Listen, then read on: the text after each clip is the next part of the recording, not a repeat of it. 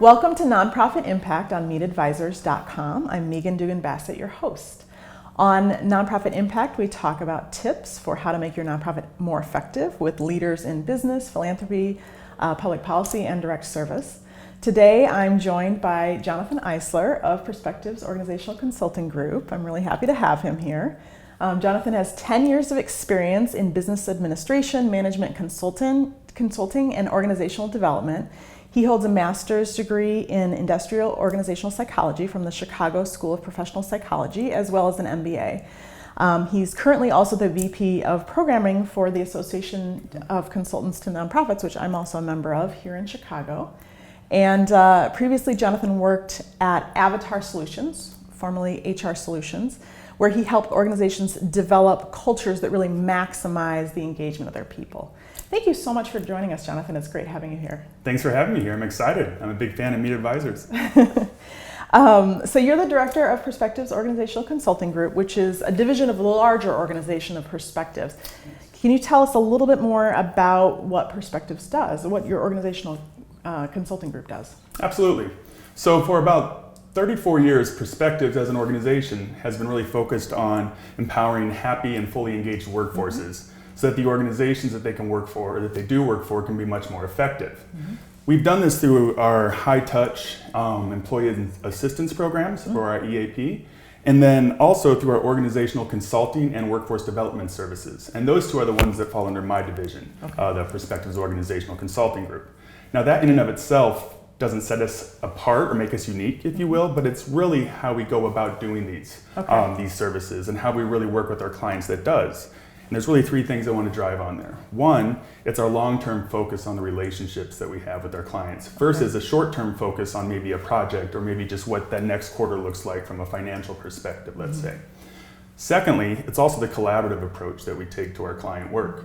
So we're not one of the off-the-shelf or the turnkey or great, we have the engagement, we'll see you in 2 months once everything is done. So we say this up front with our clients that there's going to be a lot of involvement here with us throughout this process. And lastly, one of the things that I'm the most proud of, and one of the reasons that I chose to join Perspectives a few years ago when I did, it's really the depth of the expertise of our people, as well as the breadth of the experience and the credentials that they bring. What I mean by that is, you mentioned my background in industrial organizational psychology. That is not too uncommon in the consulting world. Then also the MBA or the business administration, that in and of itself is not too uncommon either. But the combination of the two, that is something you don't see quite as often. And that enables a much broader lens to look at organizational issues and more creativity around solutions that we design with our clients. And I'm happy to say I'm the norm at Perspectives. And our clients tell us consistently they appreciate that breadth and that broad perspective that we bring to the work that we do. So I think EAPs are pretty straightforward. In terms of your consulting work, what types of projects are you doing for clients? Sure. So there's the whole range. Let's kind of talk about on the organizational effectiveness side. This could be from, we really want to make sure that employees are actually supported by the organization, that they know they are supported. A big part of this is around the strategic planning process, you know, what the organization is looking to accomplish in the next 3 to 5 years. And then also making sure that their talent management practices align with the strategy of the organization. So that's when we're focused on the organization side. If we're going to focus more on the workforce side, it's still taking that same type of comprehensive perspective. You know, are people being trained according to what the long-term objectives are? Do the knowledge, skills, and abilities that your people have align with the culture that you're looking to have? How does this fit in with the mission that your organization lives by and the people that you are looking to serve? All right. Does that make sense? Yeah, absolutely. So I think it's really common to have a strategic plan in most nonprofits. It's not unusual. I think what's a little harder is the actual implementation. Oh, sure. So what are some ways that nonprofits can integrate their strategic plan in a really effective way into their daily operations? That's a big question. That is a big question, because you're right. A plan is one thing, but actually doing something with it and being able to turn that into reality, that's the challenge.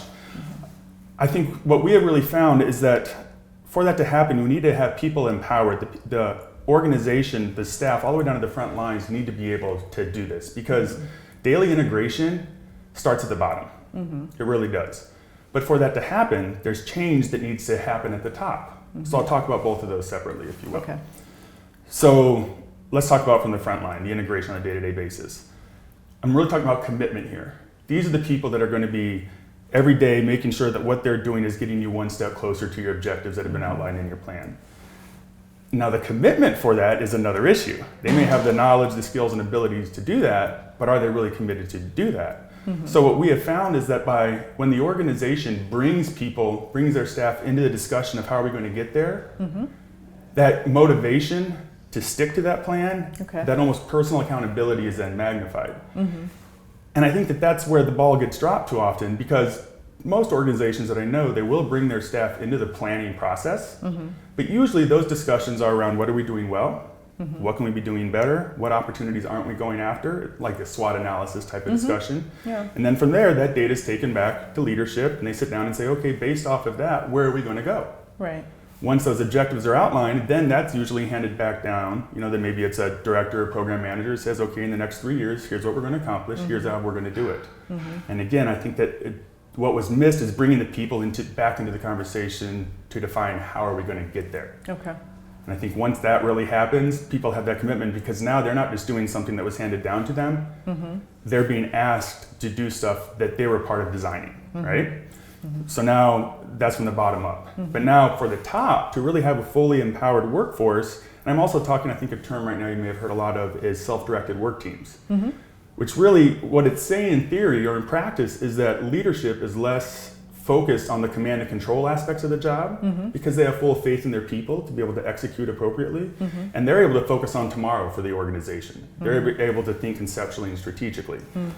But what is implied there is there's giving up some control. That can be pretty daunting for a board to consider. That can be sort of frightening for an executive director, and it's pretty scary for most directors that I know. Wait, I got to give up some, people can make decisions without me, they're not going to come to me, But once they understand the value of that, and once they can talk together as a group around what would it take for us to really be confident in our people's ability to do what we're asking of them and make them less reliant on us, and they kind of paint that picture and then cascade that down, whether that's an external consulting or training firm helping to get these skills and abilities trained down to their people, or they're just having an intentional initiative that's maybe a part of their strategic plan, then we're able to see that it's much more effective. So that people are motivated from the bottom to stick to the plan, and leadership is focused on tomorrow for the organization. Okay, that's helpful. So I'm wondering what implementation mistakes you've seen. What are things that nonprofits sometimes do when they're trying to implement a strategic plan that just don't go that well? Ones that cause them to call us, you mean? No, this is... What's a common one, I guess? Yeah. It's a great question. And I would say this happens consistently, even across sectors too. It's trying to do too much themselves with limited resources. So there's obvious implications to strained capacity internal, but I think what's even more important is it has negative impacts on the effectiveness of what they try for two reasons. There's limited perspective when strictly done internally, and there's also lacking systems for accountability, because everybody's caught up in the day-to-day operations of actually serving the people that they serve and doing the work that they're so passionate about doing. So you mean trying to implement a strategic plan without having additional help or having kind of a limited staff resources to actually work on that? Absolutely. So I'll use an analogy that's actually relevant from this morning. When you had given me the address where we're going to meet today for this conversation, I knew where it was in relation to the office. I've been driving around Chicago for a while. But just to be safe, I went to Google Maps to punch it out. And so I said, okay, here's going to be the most effective way from my office. And I had that piece of paper. But now this morning when I got in the car, leaving my office, and again, I had the information up here from experience, and I had what was printed out in front of me, or maybe the strategic plan, if you will. I said, there's a lot of other things that I'm not going to be able to take into account here. There's traffic, good old Chicago construction, and weather, and all these other different variables. So what did I do is I punched it in my GPS. Now I had a much higher perspective on not only where I was trying to go, but other variables that I couldn't see as I was driving down Lake Street. And on 2 different accounts, it said, a faster route available. Would you like to take this? And I did. So I saved about 7 minutes getting here. So that's an example. But then when you come to an organization, what does their GPS look like? And I don't know, because there's multiple different applications, multiple different options for this. But ones that we have found that are quite helpful is even just coming in maybe every 90 days, having a conversation with leadership. And this is quick. It's a 2-hour conversation with division leaders or program managers or department heads.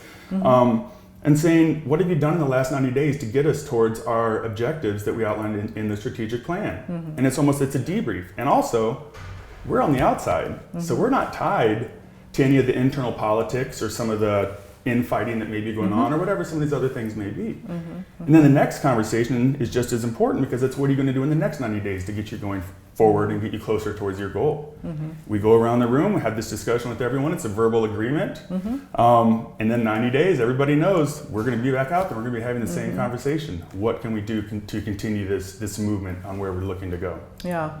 I feel like one of the most effective organizations I've worked at had quarterly, kind of broke our strategic planning down into quarters, and then even farther into action plans. So every member of the team was responsible for something every quarter, and all of those things related to the long-term strategic planning.